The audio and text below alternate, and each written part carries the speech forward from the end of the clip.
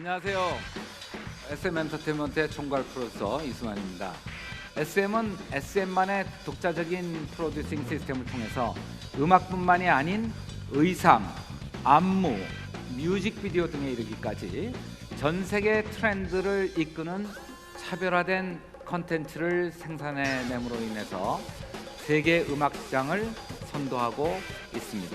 기술하고 전통 엔터테인먼트 산업을 연결해갖고 새로운 모델들을 만들고 있고 뭐를 하려고 그러면 법령상 우리가 뭔가 잘못거리지 이런 고민들을 많이 하게 되는 것 같아요.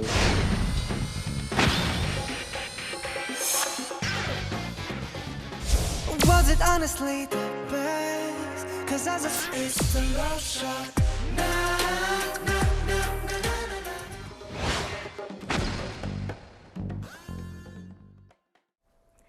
네, 스튜디오에는 하재근 문화평론가, 정혁진 변호사, 박상규 채널A 개건 해설위원 나오셨습니다. 안녕하십니까? 안녕하세요. 안녕하세요. 네, BTS 소속사 한국 엔터테인먼트 업계에서는 후발주자인 하이브가 터줏대 감격인 SM의 최대 주주가 됩니다. 하이브가 SM 엔터테인먼트 창립자인 이수만 전 총괄 프로듀서와 손잡고서 SM 인수에 나선다고 밝힌 건데요. 이수만 전 총괄 프로듀서 가수 활동을 하다가 국내 최초 대형 엔터테인먼트사를 세워서 1세대 아이돌인 H.O.T나 S.E.S 등을 키워냈습니다. 네, 하재근 평론가님, 그렇다면은 엔터테인먼트 업계에서 SM과 또 이수만 전 총괄의 위상은 어느 정도 됩니까? 이수만 전 총괄이 오늘날 아이돌 중심의 한류 시스템, 네. 이거를 만든 장본인이라고 할 수가 있죠. 그러니까 우리나라 모든 아이돌과 한류의 아버지다, 이렇게 말할 수가 있는데, 네. 이수만 전 총괄이 80년대 초에 미국에 유학을 갔었거든요. 예. 그때 미국에서 본 게 뭐였냐면 MTV, 그때 뮤직비디오 채널이 막 생긴 거예요. 네. MTV하고 마이클 잭슨을 보고 이것이 미래다라고 생각을 해서 우리나라에 돌아와서 바로 10대를 대상으로 한 댄스 가수팀을 만든 거죠. 네. 그게 H.O.T였고 그게 아. 초대박을 치면서 그로 인해서 한류라는 단어가 태어났거든요.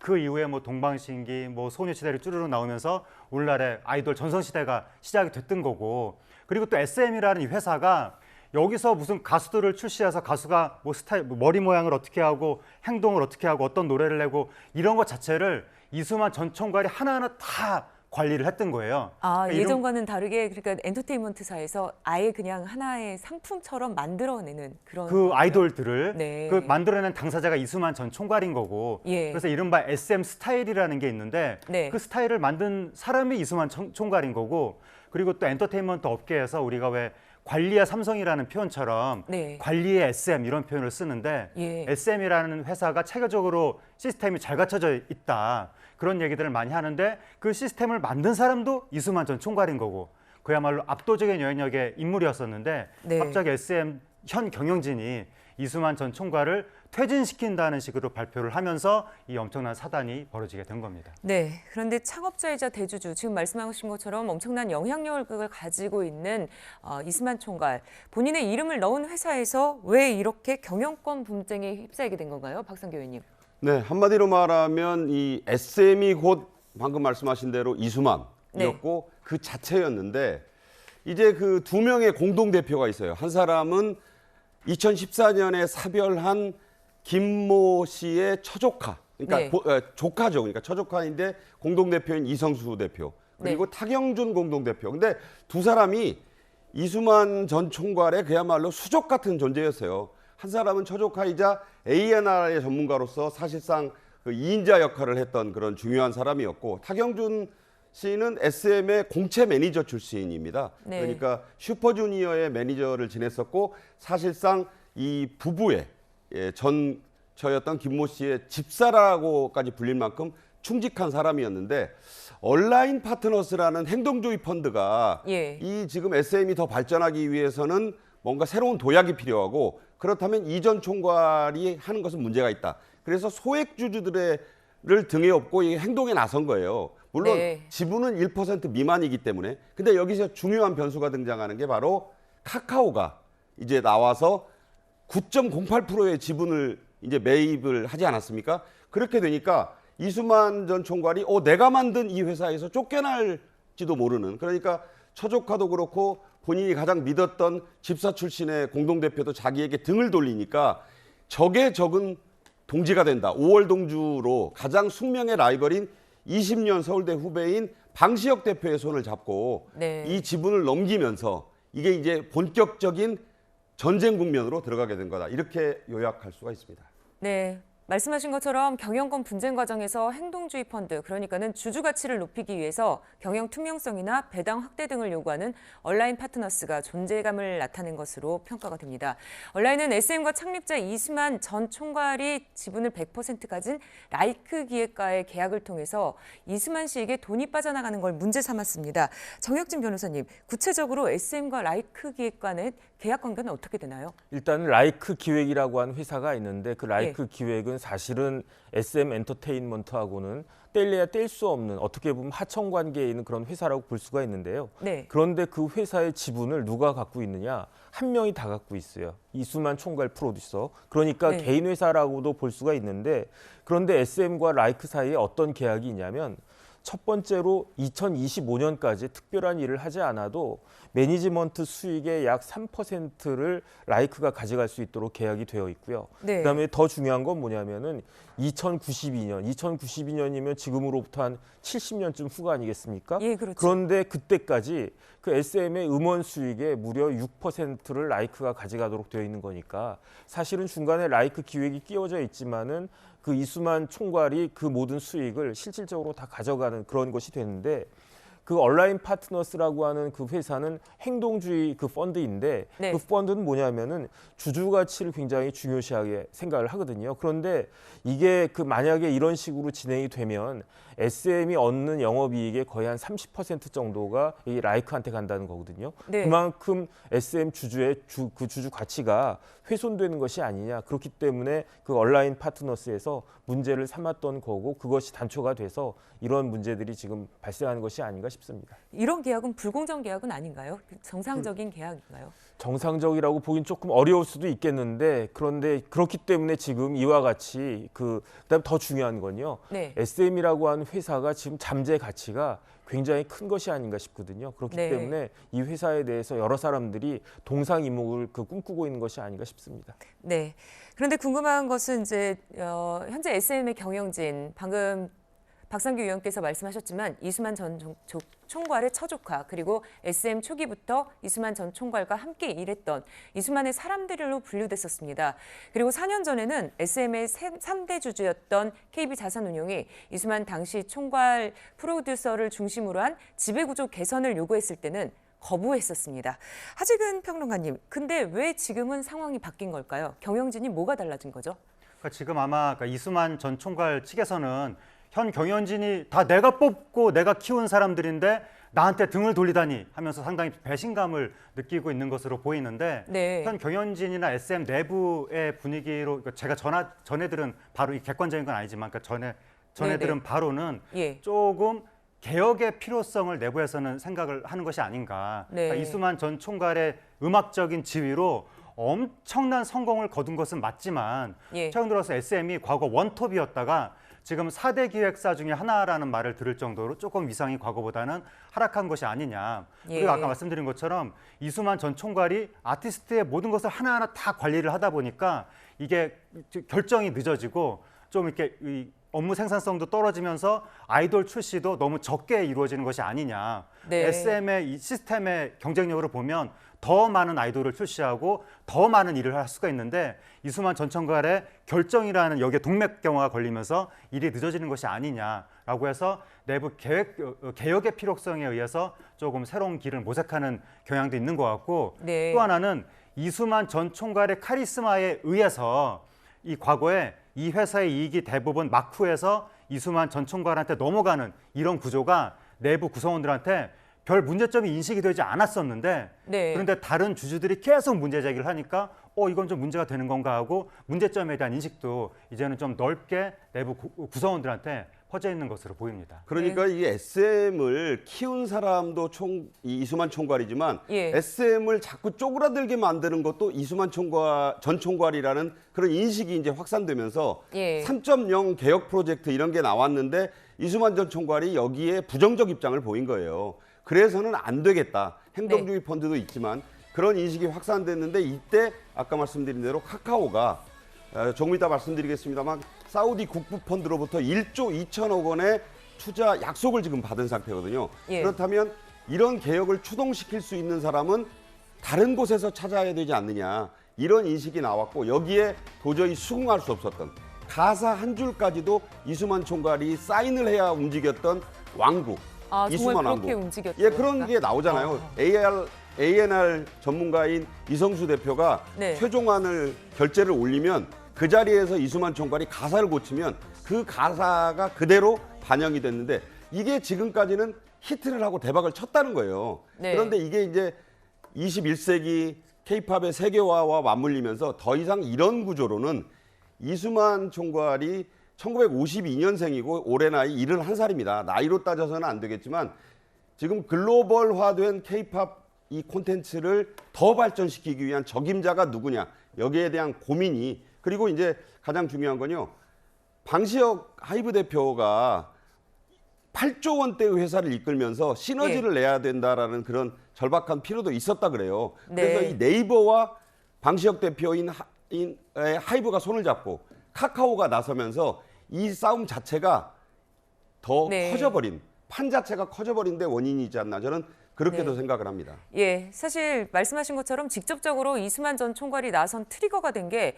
카카오의 SM 지분 확대였습니다. 지난 화요일 카카오가 유상증자를 통해서 SM의 2대 주주로 등극하자 미국에서 급하게 이 총괄이 돌아왔고 신주 전환사채 발행을 금지해달라는 가처분 신청을 하고 나섰습니다.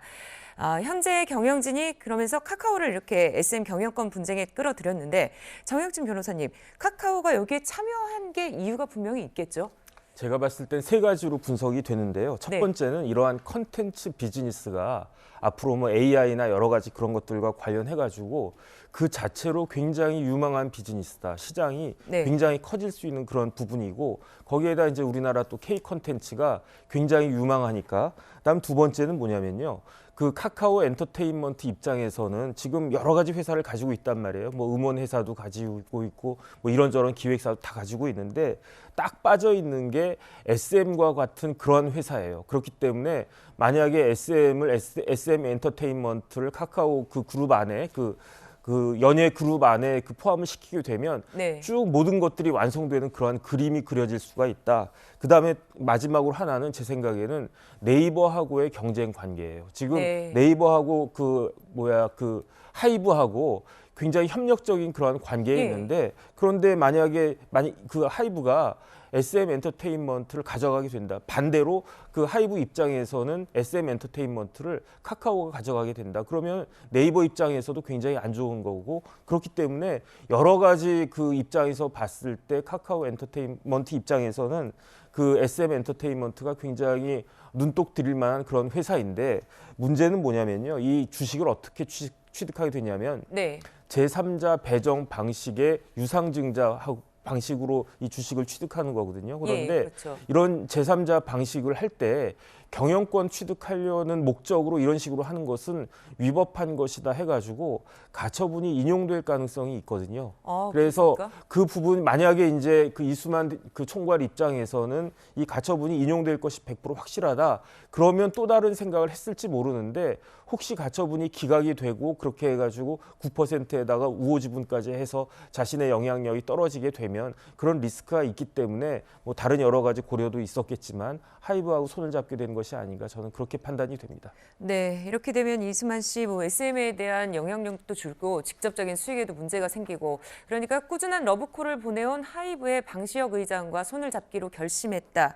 이렇게 보는 시각도 있던데, 하재근 평론가께서는 어떻게 보십니까? 그러니까 이제 이수만 전 총괄의 입장에서 보면, 과거에는 이수만 전 총괄이 SM의 최대 주주이면서 사실상의 경영권자였었거든요. 마크에서 네. 모든 것을 지배를 했었는데, 만약에 카카오가 여기에 이제 들어오게 되면 본인의 사실상의 경영권이 사라지게 될 우려가 있는 것이고, 그러면 본인이 할 수 있는 것이 없잖아요.